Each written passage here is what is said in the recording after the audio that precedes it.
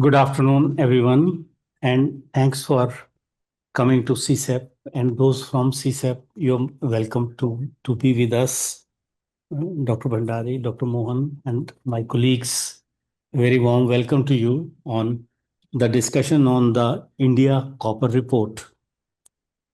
This is a report that we have been writing during the last year, and incidentally, there is a parallel report that ministry was doing. So it appeared last month, but we obviously could not. We have acknowledged that report, but we obviously could not include that in the discussion of this report. So the two reports run parallelly and are independent. I'm happy about it. Uh, so the order of the day is that I'll be introducing the panelists. Thanks very much, Shri Vijay Kumar and Shri Mayur Karmarkar. Mayur is not keeping well, but still joined with us. Thank you very much. And thanks, Mr. Vijay Kumar. And we have in person Ms. Ruchi. I'll be introducing all four of them. And the fourth one is Mr. Mohanasundaram Natarajan. The discussion is going to follow like my brief welcome address to all of you and an introduction to the panelists. And then Tanima would make a brief presentation for 15 minutes. Then we will have 10 minutes of discussion from the four panelists who I'm going to introduce. And then we move to Q&A. First of all, thank you again to Mr. Vijay Kumar, who joined us because what happened is that we wanted the Ministry of Mines presence, but the advisor has to be busy with a Niti Aayog meeting, so he has not been able, Shakil Alam has not been able to make it. So I proceed because I just have 5 minutes to me. Mr. Vijay Kumar, thank you. Mr. Kumar joined the Indian Administrative Service IAS in 1976 and served in senior positions at the central and state government levels. He has served as the Secretary of India's Ministry of Rural Development and Additional Secretary and Secretary, Ministry of Mines 2008 to 2011. Mr. Kumar joined the Energy and Resources Institute, TERI, as a distinguished fellow in November 2013. He has authored, along with his colleagues at TERI, policy papers on mineral resources, environmental governance, and water resources.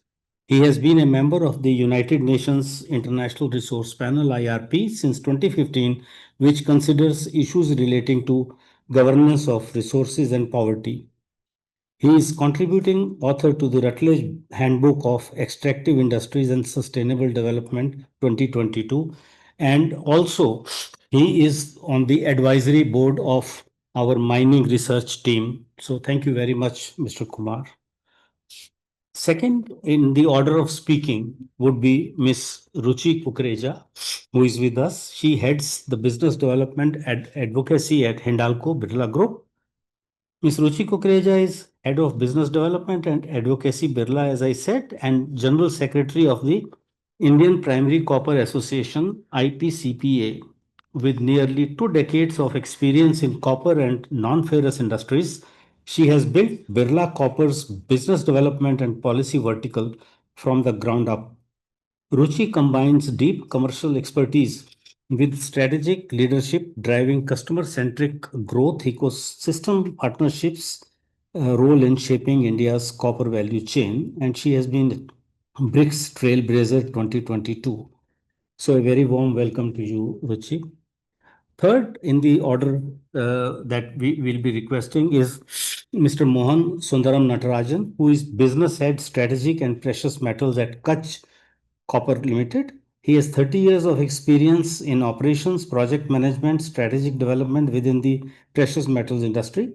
He currently heads the strategic and precious metal division at Kutch Copper Limited in Gujarat. Previously, he has held leadership positions at Gemfields PLC and Pallinghurst Resources, where he spearheaded acquisition process optimization and performance improvement.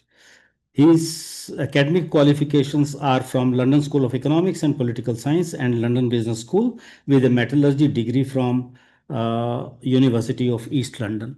Very, very warm welcome. He is also online because he is traveling and he is not in India. And last but not least, because that is the order that has been set for presentations, Mr. Mayur Karmarkar, who encouraged us to take up a study on copper. Mr. Mayur Karmarkar oversees International Copper Association ICA projects in India, where he also contributes to the clean energy transition, green and healthy buildings, and market strategy programs. In his role, he supports the sustainable development of copper markets and works with regional copper industry stakeholders to contribute to the UN Sustainable Development Goals. He is committed to enabling green transition for developing countries and promoting sustainable growth. His work on accelerating energy efficiency and green building market, which also addresses various market and institutional barriers, is well recognized. He holds a graduate and postgraduate degrees from Pune University. A very warm welcome to all our panelists. I don't think I'll go beyond saying that this report is going to be discussing the cross-cutting nature of copper, which is recognized as a critical mineral, and the issues of demand for refined copper in the world as well as in India, and mainly talking about how India should place itself in the value chains vis-a-vis the global value chains in copper. Three stages, obviously: exploration, that is exploration and extraction, primary; secondary becomes midstream and downstream; and finally the important issue of recycling, to which we normally call mine the field, or mine the critical waste materials. So with this, I hand it over to Tanima, 15 minutes, and each discussant will have 10 minutes. I will have some specific questions for each, and I'll go to that. Thank you. Thank you, everyone. Am I audible? Is it fine, right? Okay. Yeah, thank you everyone for joining with us today. And I'll just try, like as Prashita mentioned, I'll try to wrap up within 15 minutes so that the majority of our discussion goes to the panelists and the audiences as well. So it is not working, I think. Yeah, perfect. So the report is like it's like a report launch, a report dissemination seminar. Just to give you like the backdrop of the copper, we all know that copper is a cross-cutting critical mineral, which is widely used in green transition and as well as the traditional sector. And copper has a wide use base in the conventional sector as well, be it defense, advanced manufacturing, electrical, electronics, grid, power supply, you name it, and copper is used there. So this is like the backdrop. And so copper is so economically important that it is also considered as a doctor copper to pulse the economic health of any nation. Countries are diversifying now in the entire copper supply chain. But one good thing about India is, like, unlike other critical minerals like lithium, cobalt, India explores, extracts, manufactures, processes, recycles, reprocesses. So India has a competitive advantage throughout the entire supply chain. It has a reserves and resource basis. So that's like the competitive advantage which India has. So the objectives of our report is basically positioning the Indian copper supply chain in the context of the global landscape. We have tried to estimate it like the sectoral demand till near future, which is 2030, because different agencies, different organizations like International Energy Agencies, ICAI, International Copper Association, they have already estimated a copper demand till 2050, 2047 with a net zero scenario. We have also tried to give some of the policy recommendations to develop a resilient and future-ready copper supply chain.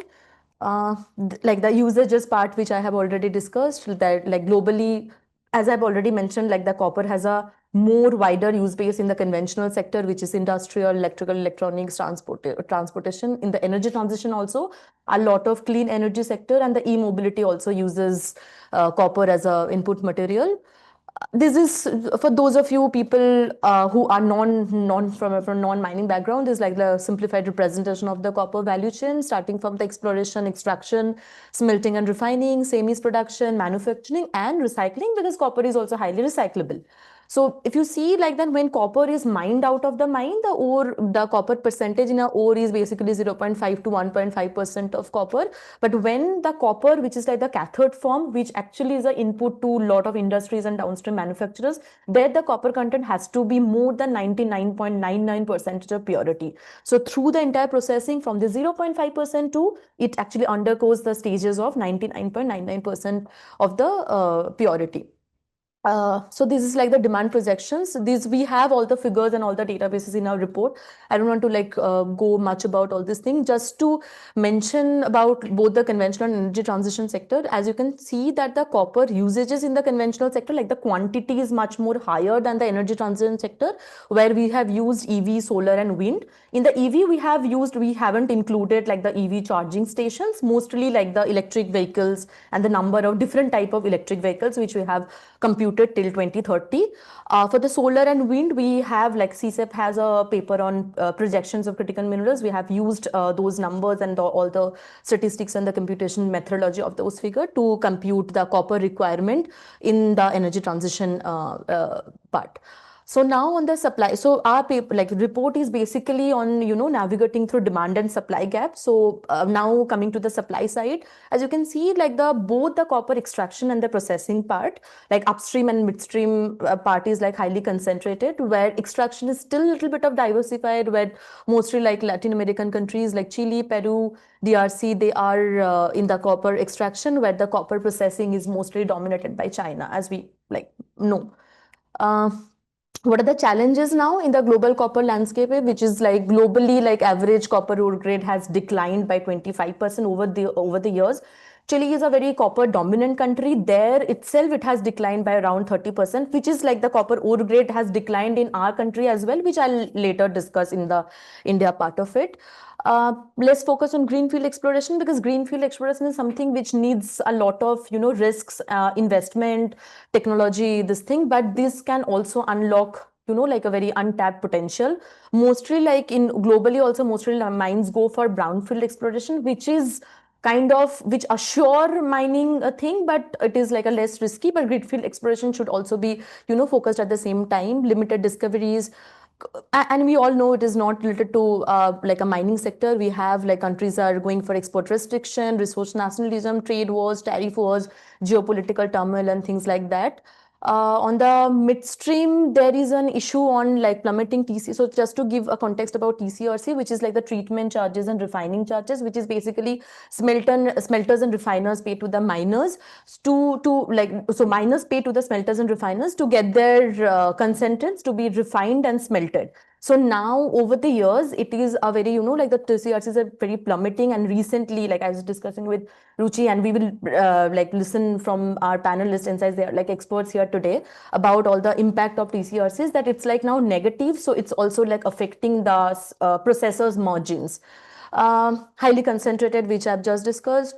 Environmental and social concern is something which is due to like the environmental non-compliance. Many global mines are actually shut down, they are closed. In India also, we have seen like the Tuticorin smelter by Sterlite, which got shut down. There are other mines also in globally, like Cobre Panama, which also got closed because of all those issues. Now coming to the domestic scenario in India, which is like the how we can see like how the copper ore and metal in concentrate, both like there's the ore production, which is like declined over the last decade, where metal in concentrate and both ore has like declined recently in 2023 2024. Like recently the increase we have seen, but it's not a very great increase. In the metal in concentrate, in the left side of the graph, you can see that the metal content in copper also has decreased from around 0.9% to now 0.7%. So it's also like a global scenario and the scenario in India as well. Now on the upstream challenges. On the challenges, what we can see, like as I mentioned, that we have resources and copper reserves and resources in India. Among the total, so reserves are basically economically mineable resources. So resources need more exploration, more technological advancement to get them as reserves. But among all the resources, we have around 8 million tons of resources with a high copper grade of more than 1.85%. It is like the Ministry of Mines data, like the government data which I'm referring, which now remain untapped. It needs further exploration and all, which it can come as a reserves.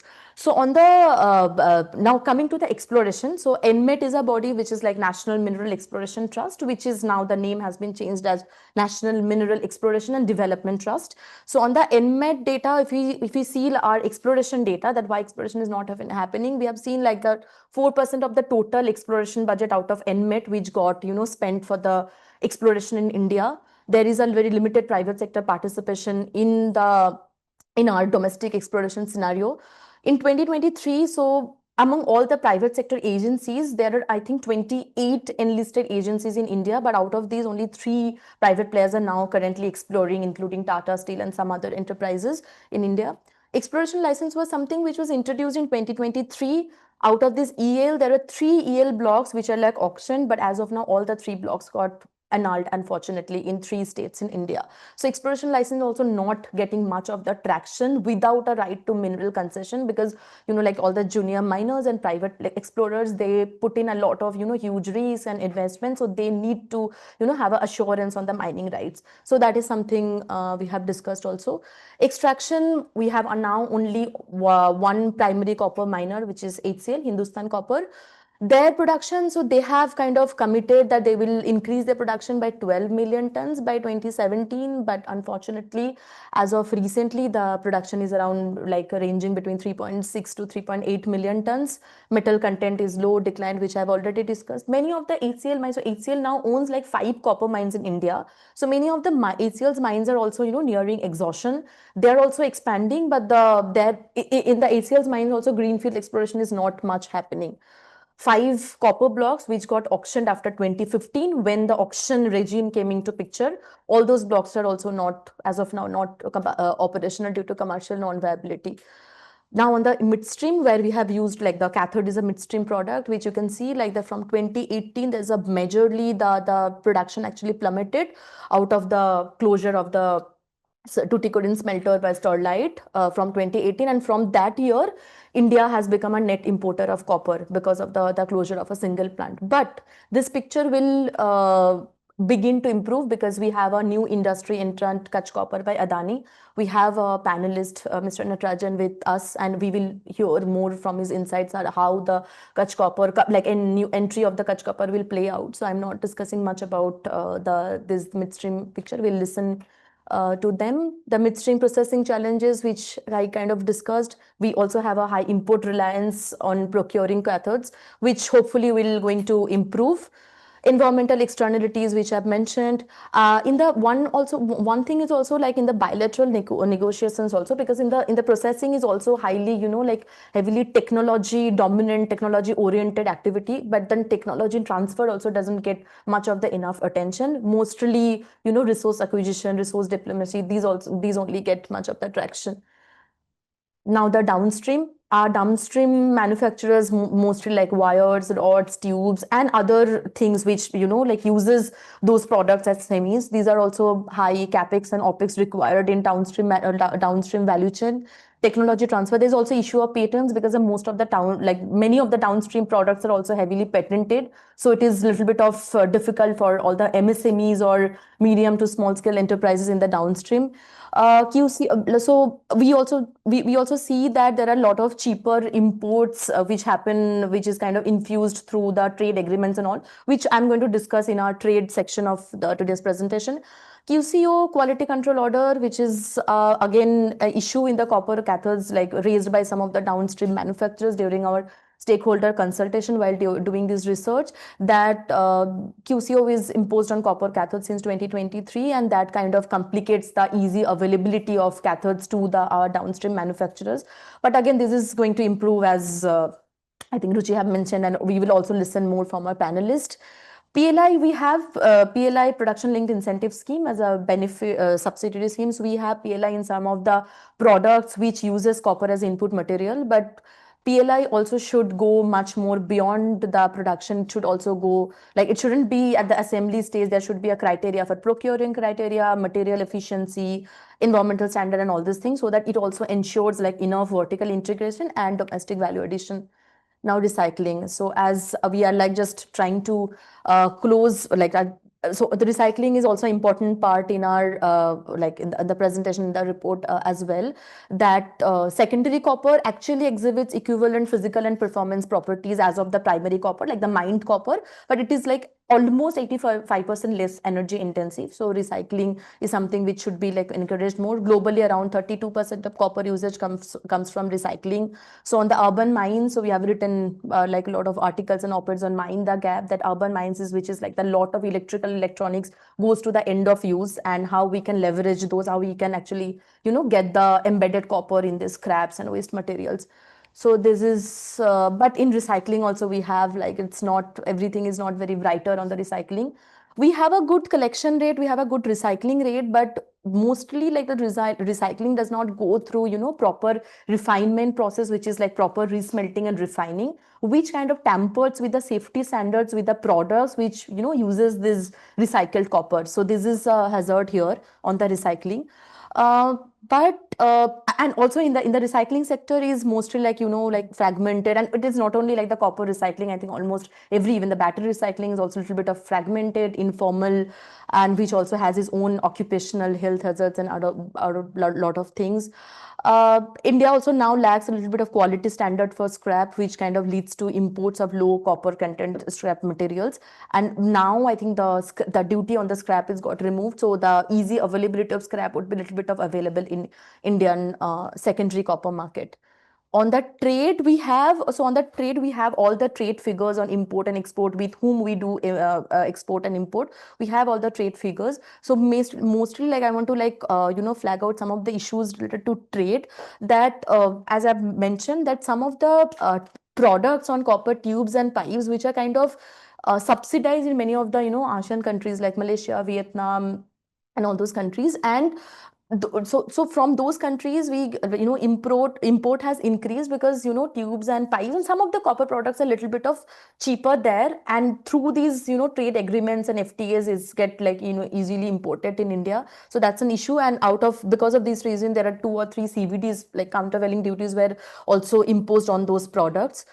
There is also a circumvention of rules of origin, which is like, you know, like the countries with whom we don't have FTAs, they kind of, you know, circumvent. So these are a lot of issues which are with the copper trade and all. We have the figures, and I'd be happy if Professor like later on discussing anything on the trade.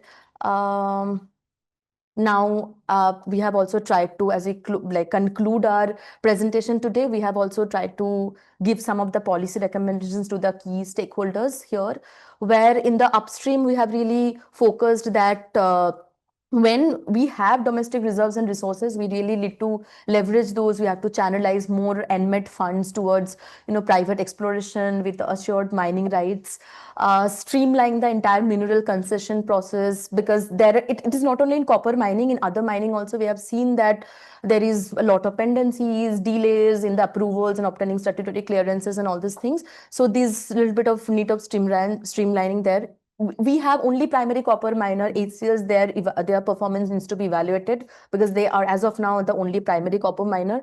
Apart from the domestic mining, we really need to, you know, leverage our bilateral and multilateral negotiations to acquire strategic resources overseas, partnerships with other countries, and not only in at the upstream level or the resources reserves level, maybe further downstream. We also need to encourage more on the B2, because India has recently acquired around 9,000 square kilometer of greenfield area in Zambia, Africa, for the copper and cobalt exploration. So on similar lines, we also need to have more B2B, more B2G negotiations with other countries, moving away from one single country dependence.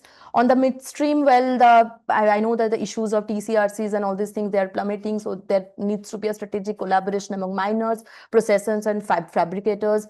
They can also diversify revenues by capitalizing on the high, because in the processing also there are a lot of high value intermediate products which also appear. They can capitalize and they can monetize this thing. R&D, technological innovation, which is again a big challenge here. Environmental standards, now, because I've seen, like, just because being environmentally non-compliant, I've seen like the entire fully operable mine got shut down like overnight. So this is something which needs much of the attention. On the downstream, as I've mentioned, that we need to really review all our trade agreements, duty structures, everything with other countries. Expanding PLI to resource efficiency, environmental standards, and other parameters like sourcing criteria and all. Formalizing the secondary copper market, which is also important, like the creating a linkage between our scrap vendors, our recyclers, reprocessors, and the further downstream, which is very important. Kutch Copper, which is our new entry, we really need to utilize like the Kutch Copper's big entry, which is like around, they have installed around 500,000 tons of capacity in Mundra, Gujarat. We really need to leverage that capacity to create our to meet our domestic demand as well as our international demand as well, like to creating our catering to our export basket, and international partnerships or to resource diplomacy and everything which I have just mentioned. These are some of the policy documents we try to map out and given. Yes, that's it. We have kind of concluded. We have all our figures which is there in our report. If anyone can, it is available online. And is any further thing we can. Thank you. Thank you. Thank you. I was expecting some delay, but I think you have done it. You have done it very well, even though you rushed us through. But there is fruit because the fruit is from our discussants. We have four eminent persons not with knowledge of copper, deep knowledge of copper. So we thought that we would have the first half an hour, which is we are just at that and welcoming, introducing, and presenting, done well. Now we have about 7.5 minutes for each discussant, so that by 4:30, I think we should move to Q&A and discussion. So once again, Shri Vijay Kumar ji, thank you very much for joining us. I know that you are a bit unwell, but what you suggested is that you would like to. So I'm not putting any questions to you as I would put to other panelists. It is over to you for commenting on the report and what Tanima has presented.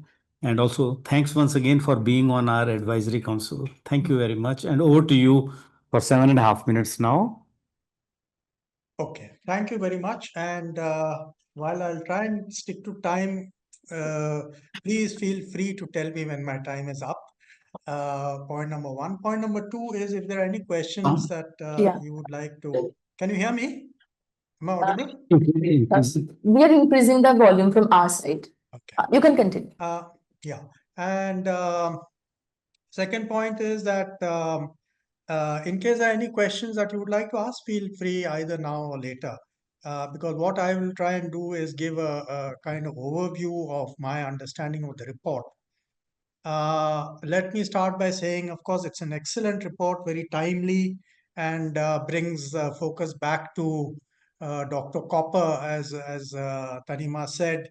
It's a workhorse metal, and actually it reminds me of the aluminum report that we did when I was in the ministry in 2010-11, and some of the things I learned there are perhaps also applicable here.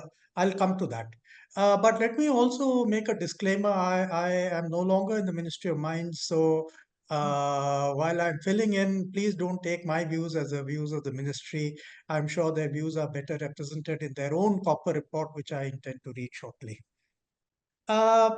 Of course, as was brought out in the presentation, it looks at the demand and supply, both global and local, Indian, and does a very good analysis of, the gaps and the vulnerabilities along the entire supply chain. And as was there in the last slide, it makes some actionable recommendations. There's segmentation in terms of upstream, midstream, and downstream. And there are also issues of recycling trade and import-export, which basically would fit into the midstream and downstream. Very rightly, the report aims at preparing a holistic, comprehensive strategy to integrate the domestic value chain and with international partnerships and technology and sustainability. But and this, the devil is in the detail. I think that is exactly where a lot of work is still required to be done. And if we are where we are, it is because most of it has not been done. Um, Now, coming to the upstream issues, and let me say that my heart is here, because in the ministry, the area I focused upon was really exploration and mining. The report does bring out, but I think, very diplomatically, but I want to say really that, the current exploration regime through the MMDR Act is not at all favorable to any kind of exploration for greenfield in India. And that is a great pity, because India is very prospective for copper. There are three major areas, the Aravalis, the Malanchkhand area, and the Ghachila area in Singhbhum, all very prospective. There are many other areas, which from the nature of the, of the geology of that area are known to be very prospective. We only need to actually do the exploration. We have not been able to successfully do it. As was brought out, the auctions have been done with very mixed results, and even in other metals where auctions were done and awarded, actual work has not started. The government started exploration licenses in August 2023, but that again has not taken off.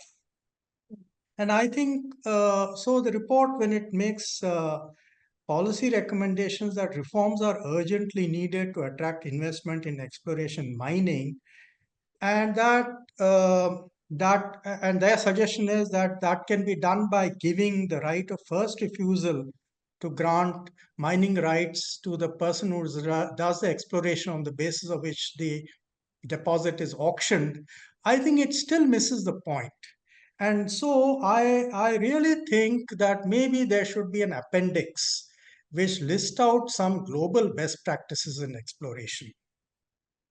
If the, say, the Australian and Canadian methods of exploration are brought out, it will show how ridiculous our current exploration framework is.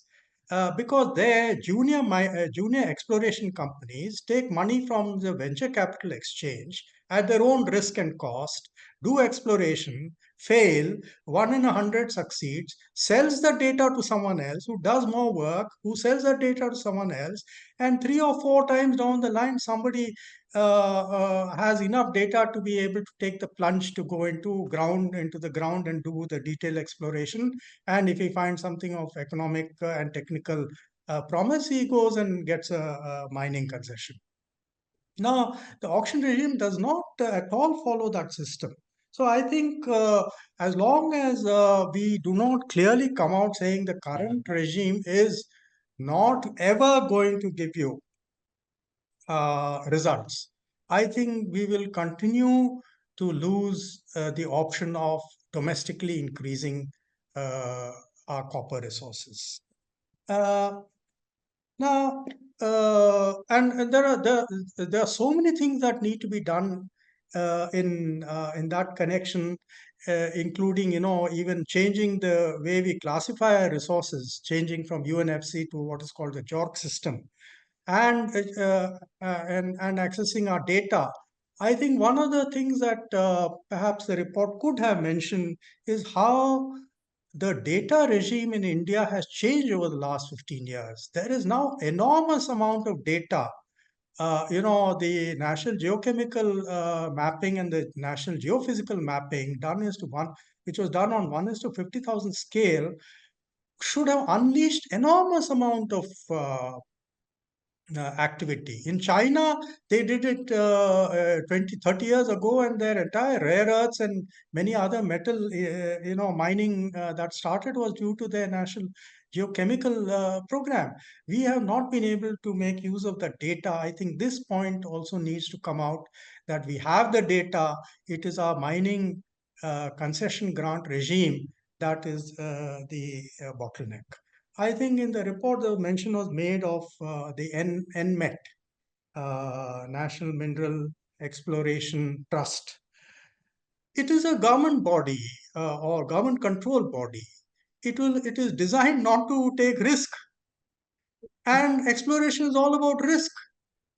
If a person comes and submits a proposal to NMET saying, I want to export for copper in an area where nobody has ever heard of copper, the NMET will say no, and the kind of uh, prospect which is deep underground with very little superficial shows would never be found. And and those of you who are from the sector know that the Olympic Dam copper, gold, iron ore, rare earth, uranium deposit valued at $1 trillion was found by one geologist who just felt that this is the right place to dig. So, you are designing systems that uh, are risk averse and expecting the risk to work. I think the report someone has to say it. I think someone has to say it. And I think this report is a good place to say it, because copper is a very important metal.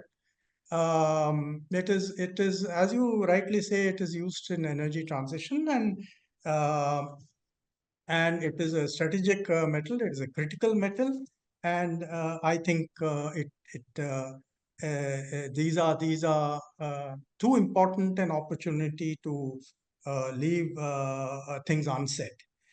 The upstream side also looks at extraction, which is mining, um, which is all right. Which, I mean, uh, in various other places, mining is midstream, but in the context of the report, it's upstream because you're looking more at the metal, including recycling. But I think you need to look at the issue of mining from the a bit from the technical and economic side as well as the environment side, because one of the recommendations made well, let me say that the recommendation that you're making is actually based on government's recommendation or government's aspiration, that environmental clearance should be pre-embedded at the time of auction of a resource which has not been explored. Now, anyone who has a technical understanding of how mining is done knows that till you know enough about the mineral resource, you cannot prepare a mining plan, and no one will allow you to mine without a mine closure plan. And both mining plan and mine closure plan are necessary to accord environmental clearance. So the question of pre-embedded environmental clearance is a non-starter. And I think the report ought to analyze this aspect and say that let us not promise such things that cannot be done. Let us face facts and instead prepare to give environmental clearance speedily. I mean, that is a practical way out. So I think we should be a little careful in adopting some of the government's wishful thinking, which underlines mining policy, and make recommendations that may not be that may not be immediately welcome, but I think they will be really uh, really doing a service to Dr. Copper. I'm not commenting on downstream. Am I finishing? Yeah. Losing time? Okay. Close. So I'm not commenting on downstream, but I would like to say that one issue that you should look at, like this is from the aluminium report, is the issue of purity. In aluminium, we discovered that for aerospace applications, you need 99.999999, 6 nines purity. The same applies to copper for semiconductor and various other uses. Now, we don't have that capability in India. I think that's something that you should be looking at. And my last suggestion is that the recommendations, actionability of the recommendations, you subject them to a further test based on technical, economic, geopolitical, and administrative feasibility. see which recommendation is feasible technically, economically, geopolitically, and administratively, and which are not. And then that enables us to address the constraint that is stopping us from doing the right thing. And I'll just leave you with the final thought. If you apply this test to the exploration regime, you will find that the global best practice is the best in every way, technically, economically, geopolitically. It is only the administrative dimension where it is presently failing, and that's something that can be easily addressed. So I think this is the issue that we really need to focus upon. Within the various options, we need to see which option needs to be focused upon more, and I suspect that it is the exploration. So I'll leave it there. Thank you very much for an excellent report, and I look forward to hearing the other panelists. Thank you. Thank you very much, Mr. Kumar. It was enlightening, and I think I wish to respond, but I will do it later. Now I move to Ruchi, and I think what we discussed earlier is that given that India's limited ore reserves and long lead time for new mines, how should India ensure the domestic availability of copper? And much to do with what Mr. Kumar has said earlier. And I think we have written in our other paper how to move the exploration needle. So I'll comment on that later. And also with China reshaping the midstream landscape by securing concentrates, what strategies can India adopt to build competitive midstream infrastructure and ensure resilient supply chains of concentrates, cathodes, downstream? So all the midstream and downstream, and some issues of recycling and the issue of GST that comes up in most of the discussions. Okay. I think we discussed these questions. So we have discussed this question, Yeah. and this is like too many stories clubbed into one. So everyone is saying that copper is very important, copper is strategic, copper is critical, but I would say that copper is a new oil, because this is one metal that would be used in all the industries like digitization, maybe data centers, renewables, e-mobility, and everything you talk about. The semiconductor Mr. Kumar talked about. So everything would use copper, and India's demand is going to be more than 3 million tons by 2030. So if that is a scale of demand, we cannot depend upon imports of copper cathode as such. So we need to have our own in-house smelting and refining capabilities. And if I put it in terms of number, the numbers would be roughly 4 to 5 million tons of copper smelting and refining industry would be needed in India in next 10 years. And this would need an investment of roughly 14 to 15 billion dollars, and would attract indirect and direct jobs of roughly 65,000.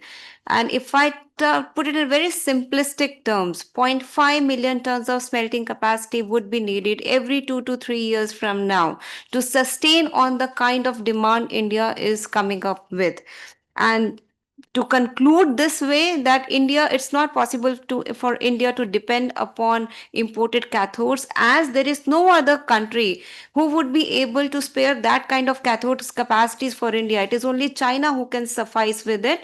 But of course, we would not like to depend upon one country for the imports of the entire nation. Hence, our own in-house smelting and refining capabilities would be needed.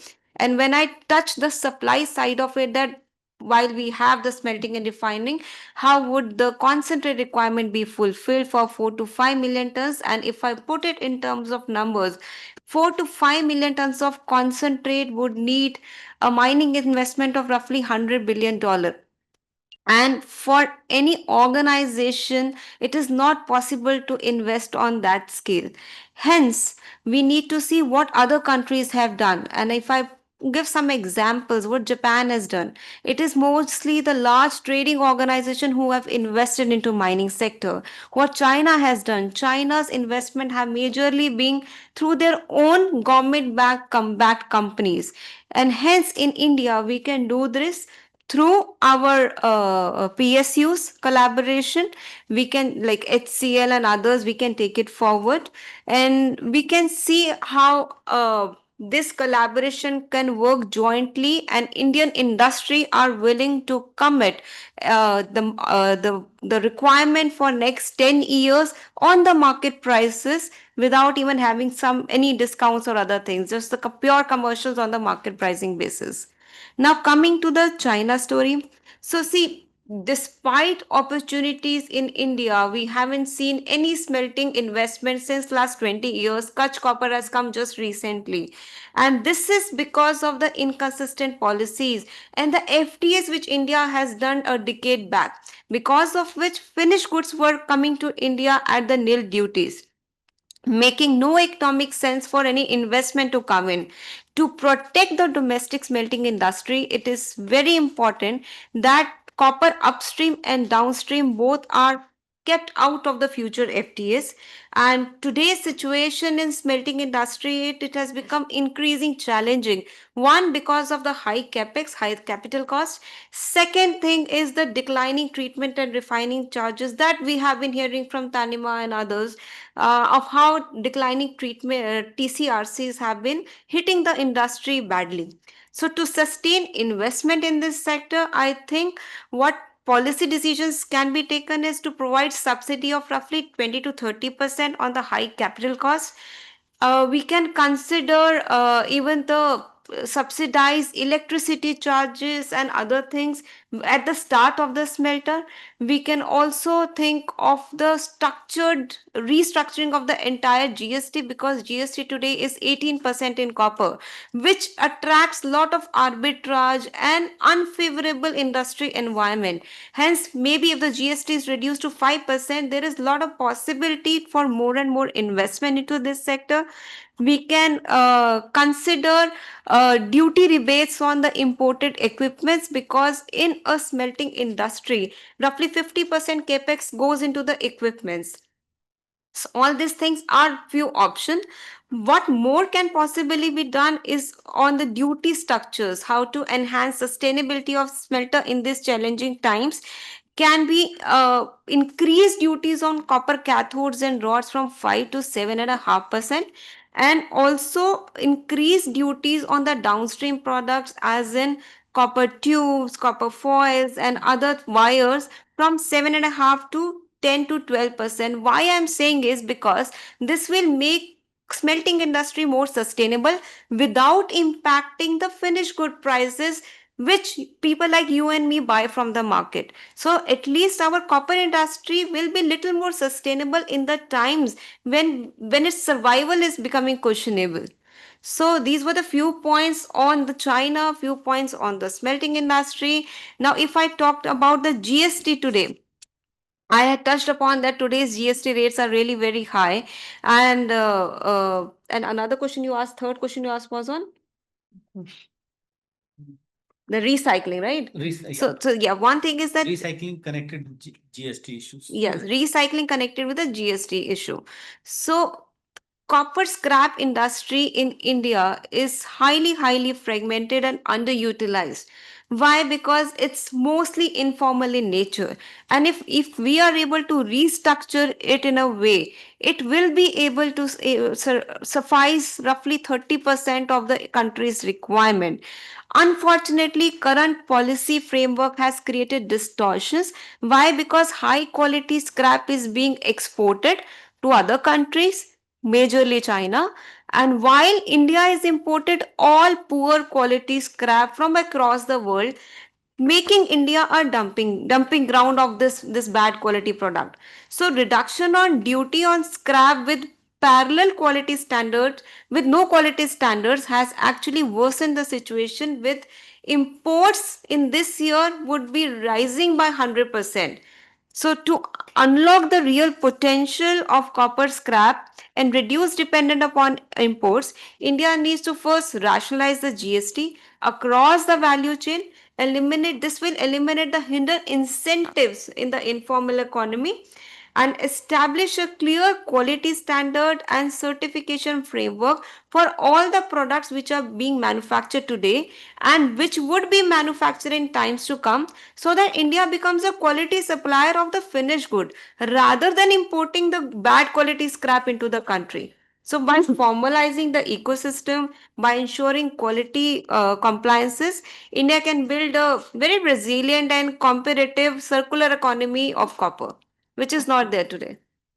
Thank you. I think very useful comments. And as I said, that let's have the four discussants speak, and then we have questions from the audience. Then we would like to respond to some of these observations. Welcome, Mr. Mohanasundaram Natarajan, for joining us. And the questions that we shared with you are where does the issue of copper extraction and processing stand in the global context, with particular emphasis on emergent technologies and resource nationalism, and how India ensures its midstream requirements for copper concentrate and cathodes, what kind of investments are required. And I think it would be good if you can comment on impact of US tariffs of 50% on copper. If they are there, how does India get impacted? I can repeat the questions if you like, but we shared it with you. Thank you, Mr. Chadha. Can you hear me loud and clear? Yeah, a little bit. We need to Uh, increase our volume Mohan, from we us. can hear you, I guess, can you hear me now? Yeah, Mohan, we can hear you. Yeah. Is We it- all The can hear team you. needs to adjust the volume up. Just Okay. Right. I mean, I think purely from a global perspective on copper, I think it is, I mean, probably fair to say that the world is completely screwed. Okay, I mean, the markets are completely screwed. That is, I mean, apologies for the language, but it has to be said. It is completely distorted. Everybody, I mean, including Mr. Vijay Kumar, everybody said the grades are declining, the mines are getting deeper and deeper, capex costs are increasing. So there is no, I mean, visible mine supply in the next 2 to 3, 4 years. There is no large mine coming up at all. And wherever the mines are coming up, I mean, the countries are protecting those metal in terms of value addition, be it Africa. It is not so much to started in Peru. I mean, of course, in Chile as well, some concentrate comes out, and there is a clear focus to do the value addition locally. So, in terms of from a typical mine perspective, forget India. India is far below the main mine development scale because there is no recent polymetallic mine which has developed from scratch. But global scale, when you look at it, we are looking at a range of 7 to 20 years from a mine discovery to commence production. And capex numbers are roughly, I mean, anywhere it starts with an announcement of 2 billion to 3 billion for a reasonable size mine, not a world-class mine, but ends up with 7 billion, 8 billion, including, I mean, after which the CEO and the project chief project managers are fired. I mean, Colaco is one example, and there are other mines. So, I mean, given in this context, the capex cost per ton of, I mean, copper is increasing, the ores are depleting. So there is a need to open up various resources, various tie-ups, and every country is trying to do whatever it can. In fact, I can quote some examples where Biden administration has, closed to come in some of the prominent deposits, application, Resolute Mine, and Twin Metals in Arizona. They closed it, but President Trump has opened it. And there are other deposits, coming up. Every country is trying to do whatever it can. But in this context, what is significant is the forethought and what China has deployed 20, 25 years ago is of very great relevance. I can quote the example, the probable impact, not from copper, but with an aluminum context. See, in 2002, when China realized that the infrastructure is going to be crazy and aluminum is required very badly, they have probably spent, the PRC has spent about $70 billion, including smelters and mines in China. So $70 billion was spent. You know, what is the impact? That $70 billion saved China $1 trillion because the overall aluminum price didn't increase. China managed to dampen the aluminum price until its requirements are fulfilled. Now, exactly the same thing is happening in copper, and already it's happened in rare earths. So as in ex-China, the entire world is completely distorted. We don't have any option at all. If copper mines are produced, it is impossible to build a smelter in the Western world. Forget Europe, forget US. It's impossible. Even the Hayden smelter, which is in care and maintenance, they are still contemplating whether to start. For even after all the tariffs and other things, they are still contemplating where to start. Chile is closing down the smelters. Peru doesn't have smelters. And Africa smelter is one smelter is coming up after a very long time, which has a resource backup. So the entire processing industry from a metal point of view is completely related from only one jurisdiction, which is China. So whatever China tried to saved in aluminum, it is going to gain in copper. So if the processing industry is and I already see the material moving out of China. We can visibly see that's happening. Material which is produced, copper cathodes produced from China is coming out because their requirements are more or less fulfilled. So purely from a mine development point of view and a resource industry processing point of view, we are sitting in a highly distorted market. And whatever we try to do as India, whatever we try to do to safeguard our domestic resources or to extract resources from us, this is a long game. It is not going to happen even at an expedited scenario, all eyes focused, all hands on deck scenario. We will never start up a copper mine in India for that matter.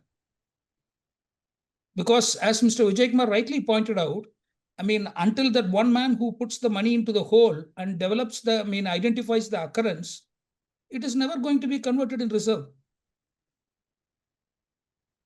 It is never going to happen. So India will pay at this rate if there is no awakening happening up.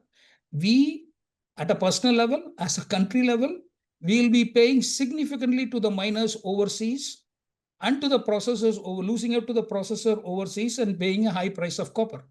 Copper is inching gradually from 9,200, 9,500, 9,700. People are predicting once it breaches 10,000, 12,000 is not far away and 15,000 is not very far, which he rightly pointed out. It is a new oil. And at this rate, people, whichever forecast, right from JPM to McKinsey, which analyst you follow, the only prediction is you need a super mine mine like Escondida every year. People are talking about 35 million tons, 40 million tons in 15 years. Where it's going to come when the development scale is going to be in the order of 10 to 15 years. So, and frankly, whatever development which we are doing, in terms of engaging with overseas mining, overseas country, overseas, in terms of exploration, trying to do exploration, this is not going to bear fruits in the next 2 years or 6 years. 9,000 square kilometer of exploration license delineating, and then to commence drilling, we are talking about 4 years. And that too at a significant exploration cost. And that too hoping that the copper price will sustain at this point in time. And see, and even in the mining houses, we have not seen any mining houses, right from BHP, Rio, anyone, the copper, there is no organic development triggered so far at all. Only the copper title is changing from one miner to the other miner. Bigger ones are buying the medium ones. Medium ones are trying to buy the smaller ones. There is no organic development happening. One significant occurrence which has happened is, just as a quote, an example which can be added into the report, is that what has happening in Arizona, in Argentinian copper belt, San Jose copper belt, where there is a clear focus. The government has provided incentive, invited exploration companies, invited majors to participate and develop. We don't have the framework for it. Nobody will come anywhere close to any of our metallic regions, geologically, which are significant regions. Nobody will come anywhere close. We are not going there. Nobody is going there. If we are not going there, how can a foreign developer could get there? So from a resource perspective, as Mr. Vijay Kumar rightly pointed out, until we encourage the junior miners, until we encourage a market which is depending on the junior miners, and the data is market relevant, is in terms of JORC, where people can believe and trust the data in the benchmark, compared to other global miners. Until that is developed, we are not going to see any mining development at all. Classic example is Saudi Arabia. They realized the problem. Within 3 years, they transformed the mining code. And there are 1,000 to 2,000 companies doing exploration left, right, and center in Pan-Arabian belt. The transformation has already happened just across the Arabian Sea. Thank you, Mr. Natarajan. If you can close your remarks. Right. The next point is on the leaching part. On the recycling part. Recycling is a good option. In terms of, as Tanima pointed out, in the report, India is a very good collector, but a very poor recycler. We are efficient, collectors, but we don't get into the feeding the scrap metal to the smelter for refinement. So, if that supply chain is established, the government policies are indicating to that level.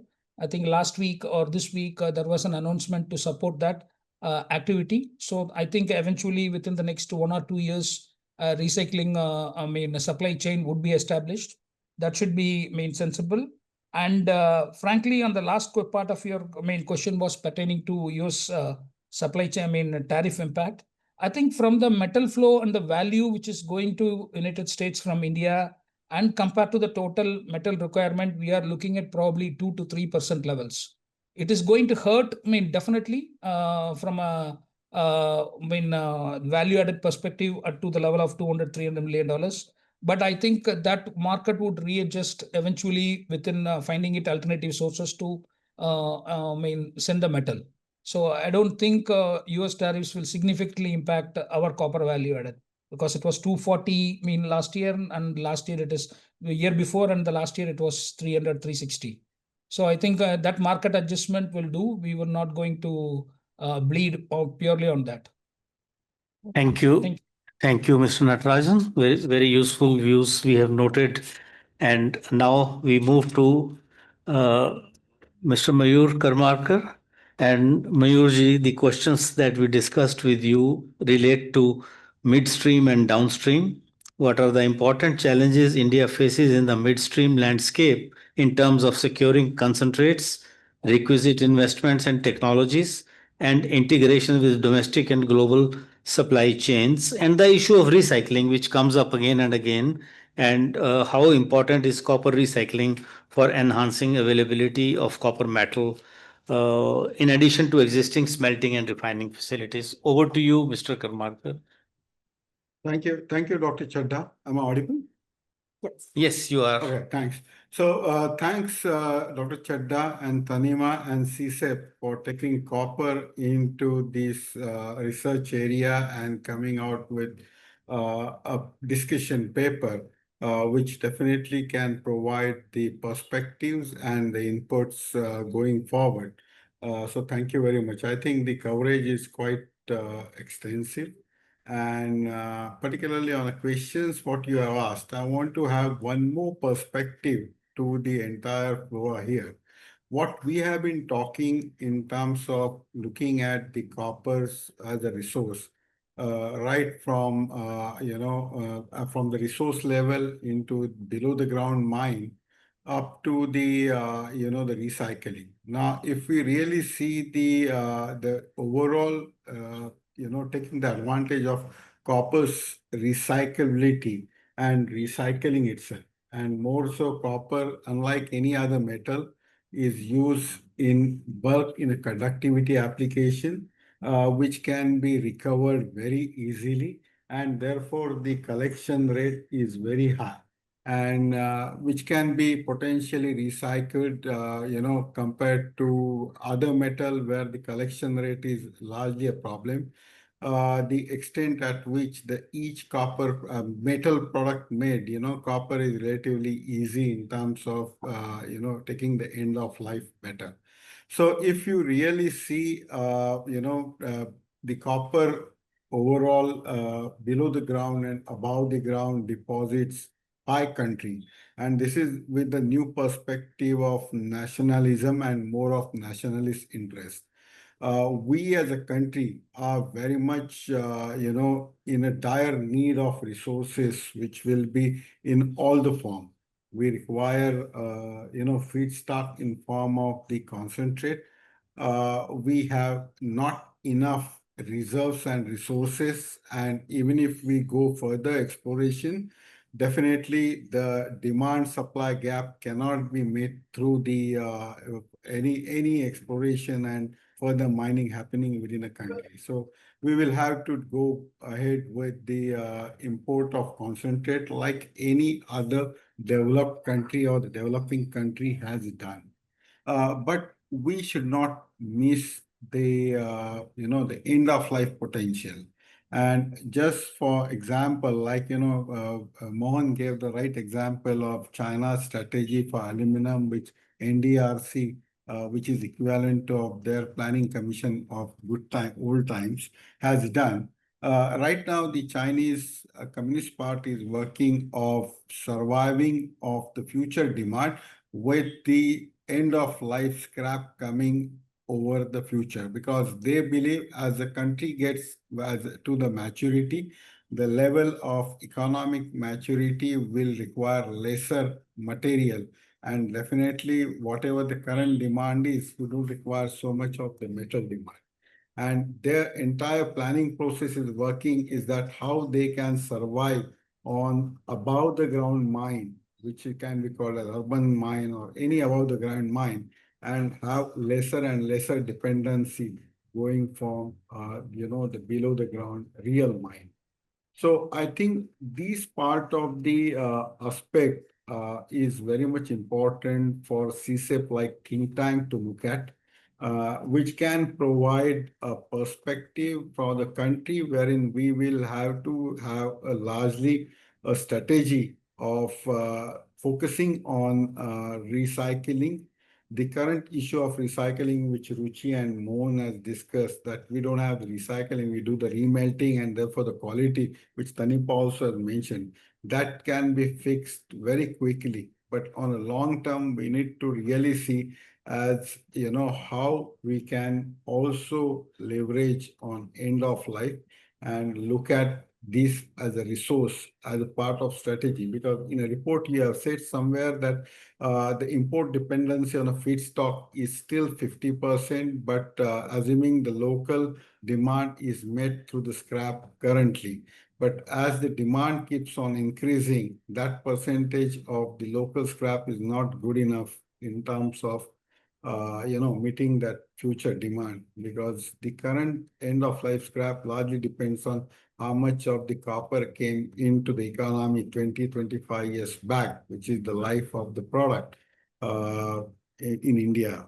So first point is that we need to integrate the above the ground and below the ground, both the resources and looking at the overall policy perspective in terms of harnessing both the resources going forward. Now, your question specifically was with respect to the current, the challenges into processing. So I will put that into the midstream and downstream. I think what challenges already report has listed so many challenges, and Ruchi has already talked about it. But particularly when you look at the our Indian context, our finance cost is relatively higher, and that puts us on the wrong side of the competition when it comes to processing of a metal which requires higher capex and opex. So I think this disadvantage as a country, how it can be addressed through what right policy tool, whether there could be some sort of the market protection support or the price protection support government can give, indirect subsidies, or it can be anything, so that the in where the competition, I mean, India still remains competitive in terms of processing.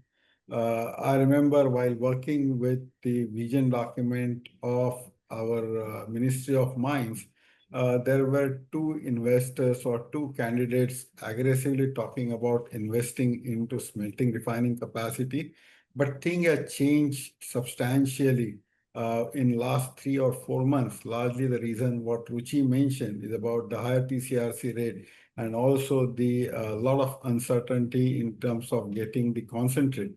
So as a result of that, those investment plans are delayed from the two new investors which were very aggressive in the market and announced their investment plan in smelting refining capacity. So one thing is, as a country, we need to know and we need to also understand very clearly that the investment environment in India, particularly for the the metal, where OPEX and CAPEX, which was discussed by Tanima and Ruchi, is very high. How we ensure that we still have the industry, and it is attractive enough for investing further there. So there has to be government intervention in terms of coming for the midstream there. The similar issue is also at the downstream, which was mentioned in terms of the basically some of the trade agreements which are signed there, and in terms of looking at the overall competition, global competition for those semis. I think how the Indian, the fabrication industry becomes more competitive, whether the PLIs can be helped for the higher value added product in terms of improving the local availability as well as export potential. And particular question related to the recycling. I think the recycling part is, I would say, is currently being taught, but there is no enough attention, even at the data level from the country. There is no organized way of having the data for it. So it will be nicer to have the role of, I mean, the ministry has created the entity for facilitating the recycling. So the recycling becomes more visible with more data, and then the GST issues at the terms of recycling, those can be addressed at the faster pace. That will create investments in the technology for the large players, particularly in the recycling. But what is important for us going forward is to how we build up our future reserves above the ground, so that maybe 40, 50 years down the line, we can still have lesser dependency on the imports of feedstock and have end of life scrap coming from our country. Thank you. Thank you, Mr. Mayur Karmarkar, for your very useful comments. I think it will be very difficult to sum up the such detailed comments that we have received from the four discussants, four panelists. I just have to say, I just speak four bullets and then open up for discussion. We have a paper on incentivizing non-fuel mineral exploration, where we have clear, and we have also suggested to Niti Aayog in our discussions that exploration needs to be expedited, and obviously have given some alternatives of CLs being granted, composite licenses being granted, so that the person who explores has the right to mine the area. But that paper is not included in this paper. So we have commented on that. Second, on the NMET issues, we have done detailed work where we have said that NMET is not going to serve the purpose. It is basically less than 5% or maybe 5 to 7% of the NMET expenditure goes to private exploration agencies, which is not what the money is required. A few crores, it requires billions, and hence we have also written in detail on auctions. All the papers are online available on our website. I'm concerned about the midstream because you see, midstream obviously will require the concentrate, and concentrate comes from mining. And nobody is going to guarantee us because our net zero lies in 2070. No country is going to guarantee us the availability of concentrates forever. So we must act on the primary at the at as the first urgency. Midstream, obviously the questions of subsidies and other issues can be discussed because they are too detailed to be discussed in this forum at this time. I'm also very concerned about the recycling part, because recycling part, we do have some recycling experts sitting here if they have any comments. So there, I just put it in perspective that we are very mindful of the allocation of mineral resources not having brought any fruit since 2015.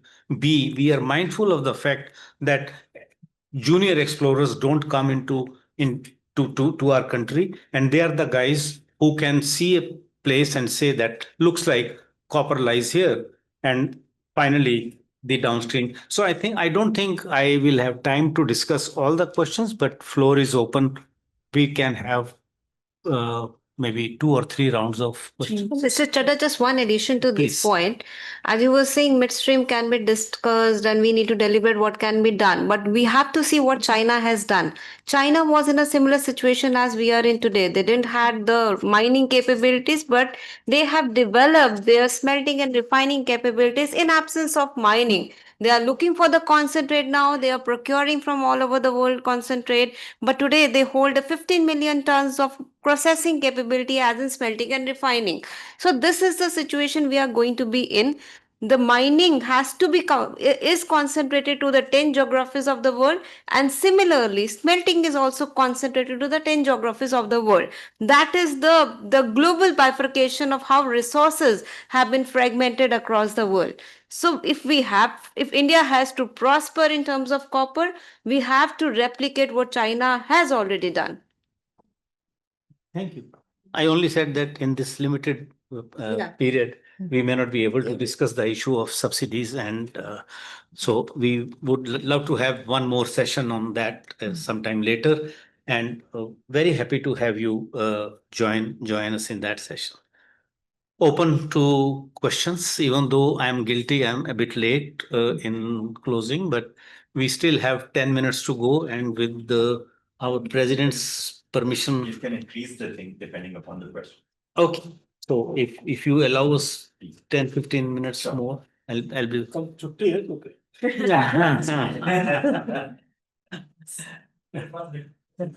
Yes, so I have a basic question that we are finding that as far as China is concerned, there and even some of the global majors, for example, Rio Tinto, BHP, etc., they are investing quite a lot on IoT sensors, drilling machines, advanced tech, smart tech, so that they are able to map these copper and metal, etc., and they are able to harvest all that. And plus that, they are also using a lot of these technologies so that they use a lot less energy, for example, lot less water, and a lot less, they are able to optimize the entire process. While in India, we are still going through very, very traditional type of modes, which is a lot more. Thank you. Thank you. Keep your questions brief, and please introduce yourself when you raise your hand, and I will notice definitely. I think I have a hand on this side. Please introduce yourself. I'm Harsh from Rio Tinto. So, actually, the question is also for Kumar sir, where he's explicitly mentioned about exploration as a practice.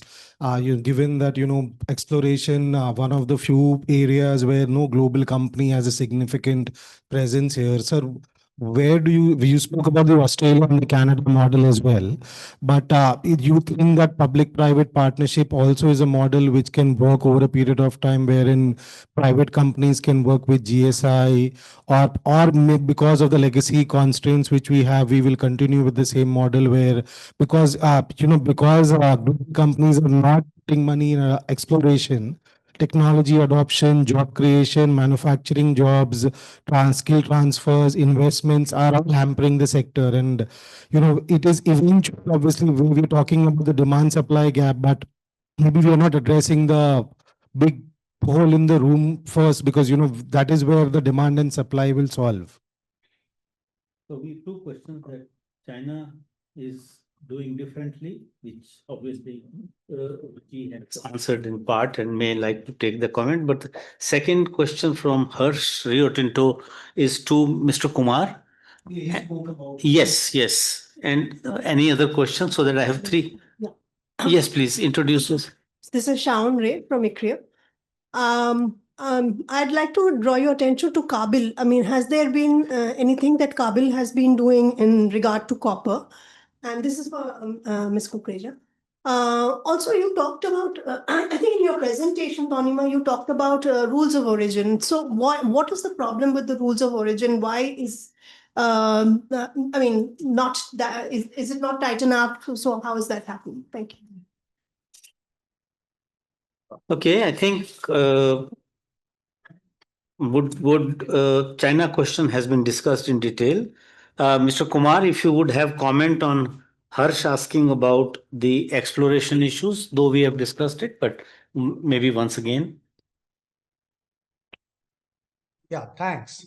No, actually, of course, we have discussed why exploration, that exploration not happening. But the real problem is that because it is an issue which spans multiple disciplines, mm, including geology, chemistry, finance, and so on. Unless you have seen a working model, any attempt to devise a new model will have to meet the constraints and realize that it is not working in this direction, go in another direction. So I think India's problem today is that in 2015 they changed the earlier system, which was basically a first in time type of a system, in favor of an auction system. Now there were reasons for doing it. Those reasons may or may not be well founded. The earlier system was not working well because it was being misused. But in one sense, you could say that the new system was a bit like throwing the baby out with the bathwater, because the good part of the earlier system was also thrown out. You see, basically, the point is that many metals, particularly base metals, noble metals, and so on, occur at significant depths, 50 meters, 300 meters, 400 meters, and nothing is visible on the surface. So a lot of time and effort and expense has to be incurred in locating it. And those methods involves, aerogeophysical surveys, gravity, magnetic, electromagnetic, spectral, hyperspectral, chemical, and so it's a very intensive task, particularly if you have, say, 3 million square kilometers to do, or even a much lesser area like our obvious geological potential, which is 5 lakh square kilometers. So generally, the world over, the work has been divided. What is called the pre-competitive part is done by a government agency, generally. So the GSI does things like surveys, which can be airborne geophysics and geochemistry and lithography and things like that. And that data is publicly available. That data is then used by private agencies who apply their own concepts. Plus, they take the risk of saying, this area looks better than that area. Let me go and do some drilling here.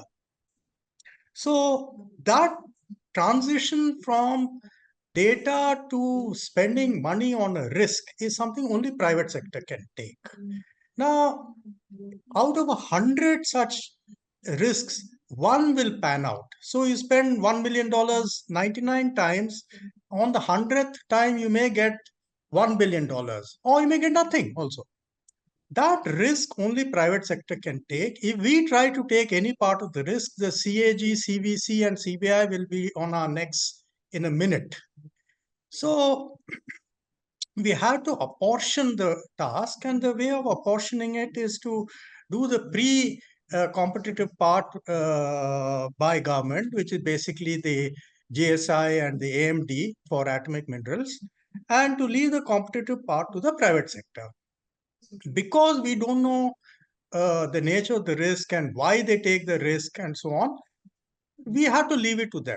And in reality, what happens is one guy comes, does some work, then he runs out of money, he has data, somebody else comes to that area, takes that data, buys that data, puts in more money and so on, and it's like a startup. It basically startup on startup on startup till there's enough data to justify going to the ground and drilling and finding something.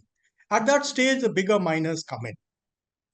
Now, that has worked very well in many jurisdictions, but in India, it is perceived as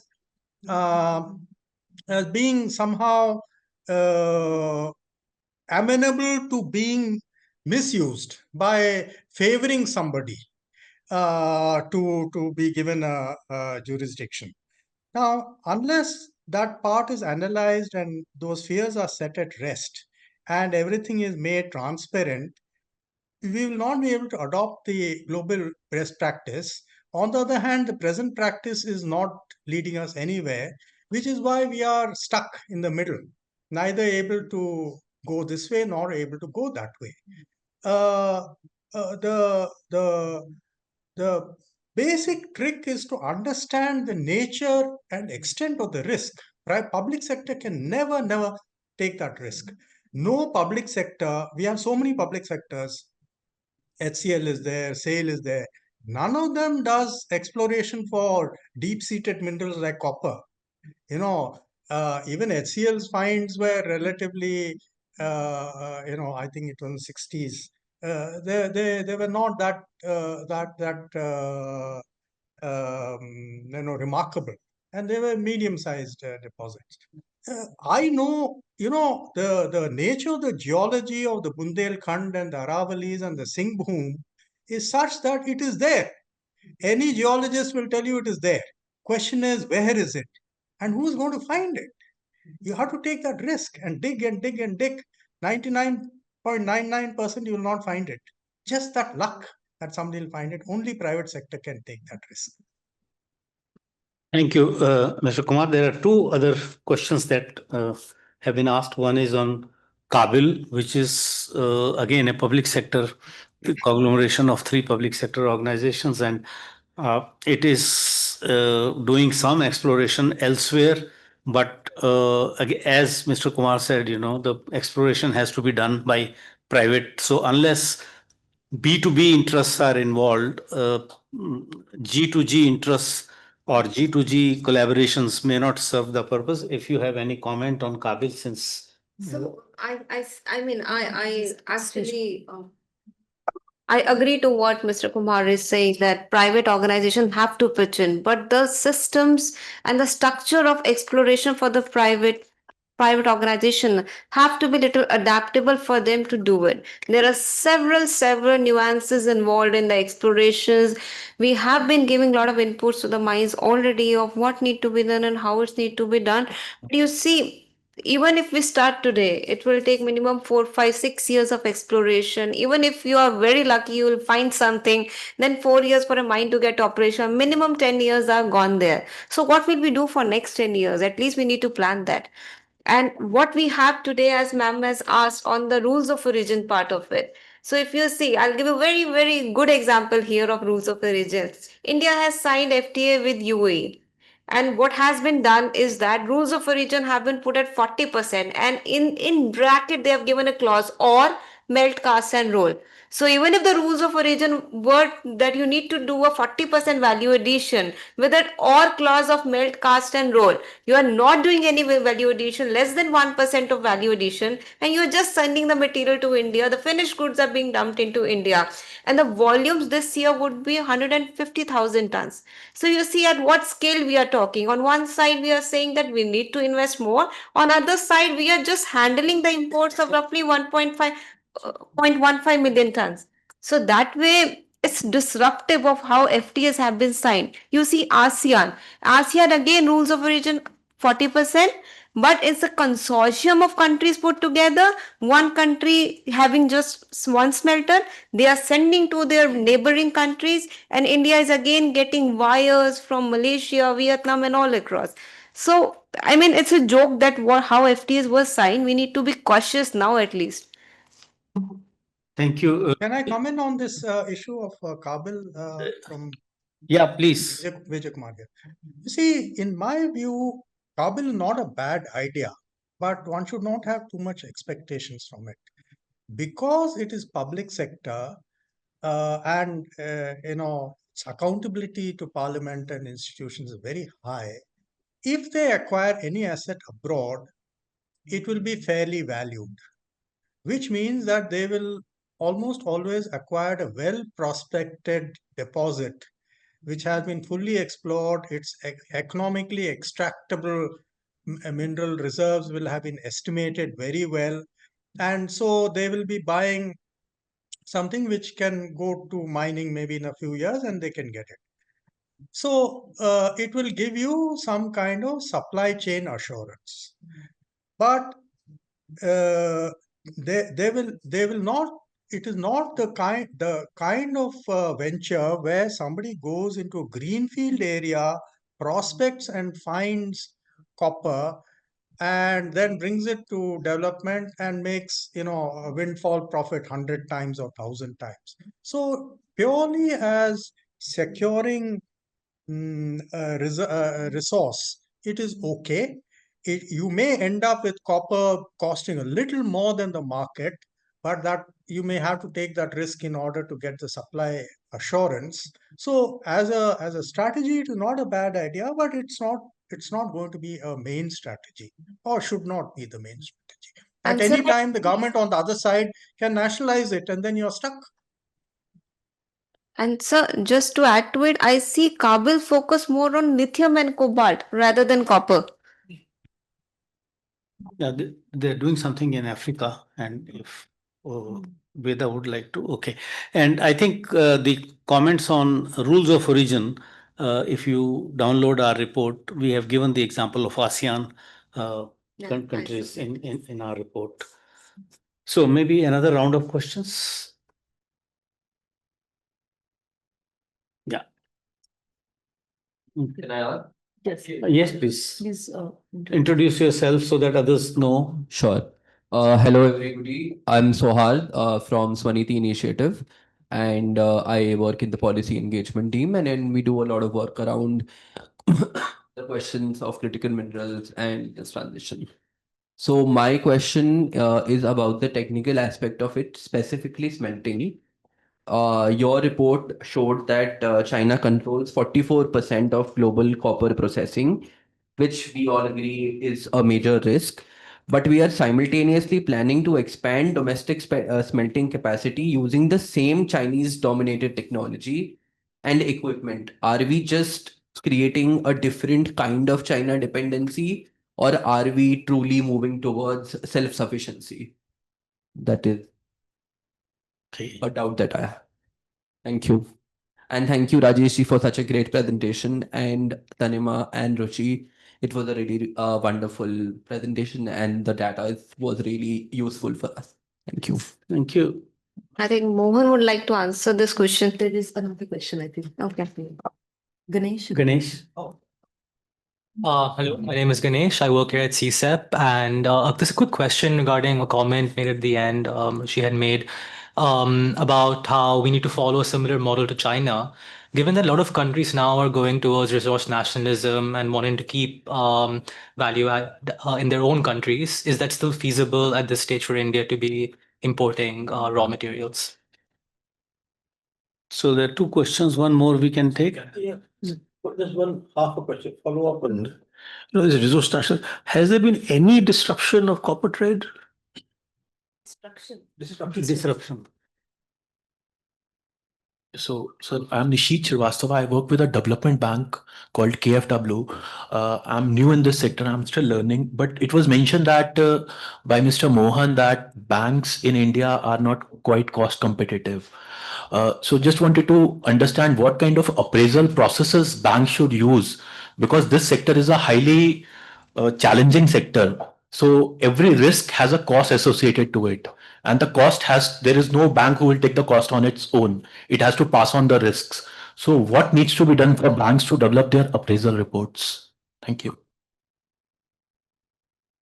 So I think there are three questions, and one obviously on technologies on which we are not experts. So from Mr. Sundaram, Right. Can you hear me? we can. Okay. I think from a technology point of view, I disagree with the question itself, because eventually this technologies, irrespective of where the original technology is being bought, China didn't develop the smelting. Okay, let us be clear here. When China started building copper smelters, they got their smelters from Australia, from Cisco, Isosmelt, and from Outokumpu. So over a period of time, they were able to master those technologies, and and able to sell those technologies. There were copyright issues in one form or the other with various companies on right from smelting to refining, and eventually they could arm twist and get out of it. So, and they were selling these technologies, and in our India as well, we got these technologies from at pretty much probably earlier than China got. We were operating the second isosmelt when India opened up, in 1994, 95, 96, the first assessment was commissioned. So I'm not very concerned about the technology part coming up from there, because end of the day, you buy the car and then you modify the way you deemed fit and you drive the way you deemed fit. So, getting the technology doesn't really mean anything, because eventually those technologies, equipments will be indigenized, one way or other. And then each of the businesses, companies will develop their own methodology to adapt, like what Japan did, and like what China did, and like what, Germany did. We will also do that. So, from a smelting and refining angle, from an equipment and technology point of view, there is no risk or concern or dependency on China. That is bound to happen in any way. So that is only the initial process. And from purely, the companies go there purely from a cost perspective, because the European costs are so high. And the American technology doesn't exist in this, and Australian costs are so high. So we have to go where it is economical to do it, and then we absorb the risk. That is, on the technology angle. And I didn't mention the banks part of it for the resources. What I mentioned was the market for junior companies, the capital markets where one can go. After showing some two, three, four drill holes that I have a probable deposit, and I would like to get some money and then delineate further. That market is not existing in India because the resource definition what we follow. So, in the Western world, where, be it Canada or be it UK or be it Australia, these systems are very prevalent. So we go, and then there is an independent resources. There is a competent person who verifies how the promoter has delineated and reported the reserve. He verifies and certifies, and bank takes that as a baseline, and to that extent, the metal is there. And there will be, of course, fine print there in order to say what are the risks and what are the rewards. So based on that, capital markets and the banks do invest on those deposits. So that is the main system which we don't have it in India, because we don't have a standard definition. We don't have a definition which is proven.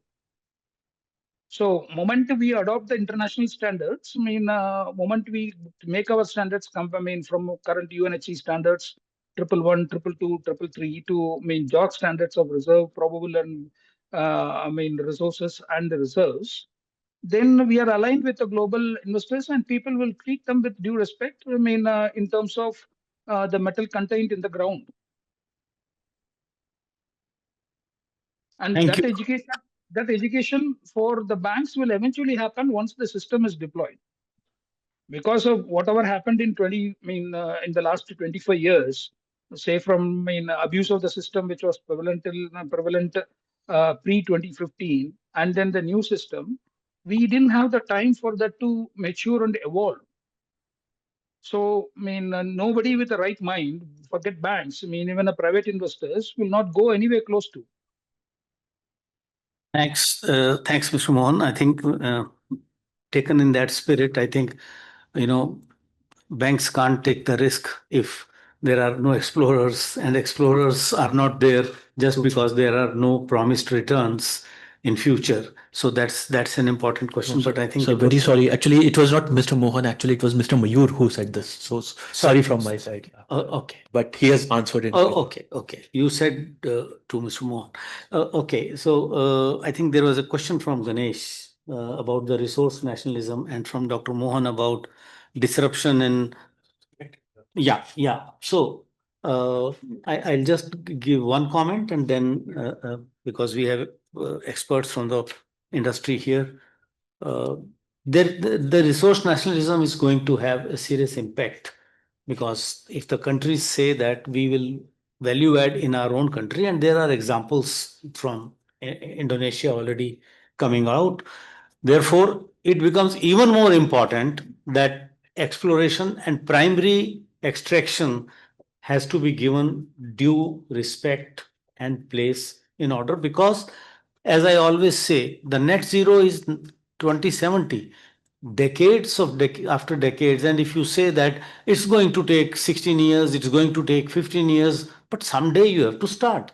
Otherwise, it is very difficult to keep relying on copper concentrate will come from somewhere. We'll set up smelting here and everything will go right. So, Mr. Kumar's first point that we have been writing many times is very important, that primary sector has to be accelerated. So yeah, I think you answered it. You covered everything. This is the situation. If we have to start someday, that's a right point. Every country is securing their resources. So we signed FTA with ASEAN in the year 2009. That time the deal was you send us copper concentrate, we'll allow you finished goods also. But now they have banned copper concentrate. So there is no point they should send finished good. Point number one.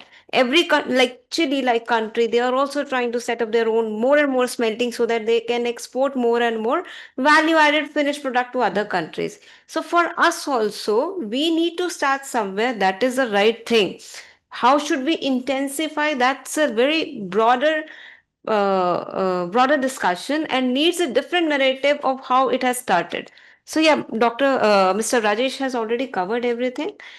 We should see what are the best options in front of us and see how can we protect our country just from the value added inflows, and should explore more, produce more. Thank you. Also, as a question and probably to add, I'm Shreya from WRI India. On Ganesh's question about resource nationalism, from the trade angle, do you think responsible sourcing partly answers the resource nationalism context? Because a lot of countries now are on a complaining mode about not closing the loop responsibly from the externalities that mining creates. So having a responsible sourcing mechanism, the ESG frameworks or ethics around labor standards or mining and everything, would that help us climb up the value chain from the trade perspective to conquer or combat the strong resource nationalist ideas that the countries are coming? For example, Africa and so many other countries. So I was just thinking from the trade perspective, does responsible sourcing partly combats the resource nationalist idea? Can I comment? Yeah, please, You please. take. I think cannot agree more that mining has to be responsible. We don't want to import blood diamond from somewhere. And yesterday in a meeting, I was in a meeting where somebody was saying that don't care about what happens to the people. It's time to establish mines everywhere. No, we are of a different opinion, so that for the benefit of everyone who is here, we have been thinking from the beginning on the economics of mining. And when I say, when I wear my economics hat, I talk about positive economics as well as normative economics. So we have a paper called Sustainable Mining Attractiveness Index, which was a preliminary write-up, though it was presented at Brisbane in a World Mining Congress. We are currently working on responsible mining framework.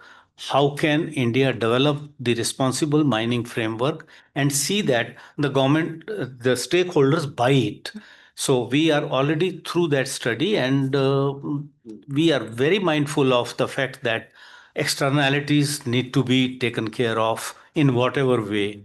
And there is a paper, if you want to read, on how DMF has not helped the way it was designed to, like NMET has not been able to do much. Similarly, DM. So fully bought, but over to you. This is what the story is. Every company is having their own inbuilt targets of the sustainable production in terms of mining, in terms of smelting, in terms of net zero targets. So all the organization in India are working towards it. However, the journey has just started, I would say, and there is long way to go. But I would say this is important from the India context. It is also important from how India can become an how can India become an export destination for the world? You talk about Europe, you talk about US. Everybody in the times to come will need a sustainably produced products. So we are well aware of that and we are working towards it. The journey is a little longer, I would say, for India. On that note, I would like to take leave from all of you. Thank you for having me. I have another meeting to attend. Oh. Thank you so much. Yeah, long day. Just a second, we'll just have Come on, you can come with us for a photograph. Let's see. To take to center. Oh, that's right. You're in the center. Ganesh, you can pick up a copy for. Yes. Yeah. Karthik. Come.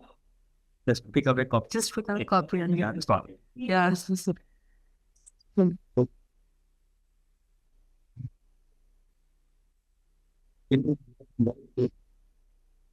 That's fine. Your picture, we have a new Dani. If you would like Yeah. the picture, please. Just get a copy.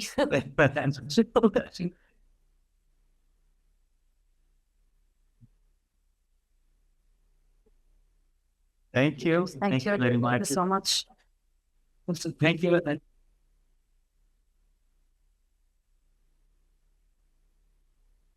I think now it's time to close this. All that I'd like to say is that that one thing that we do need to look at is the role of the ministry, which has essentially become just a regulatory entity.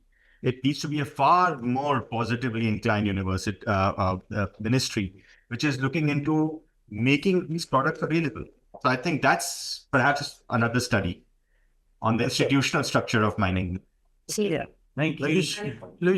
That's a government-wide problem. That's not Ministry of Mines. Yeah.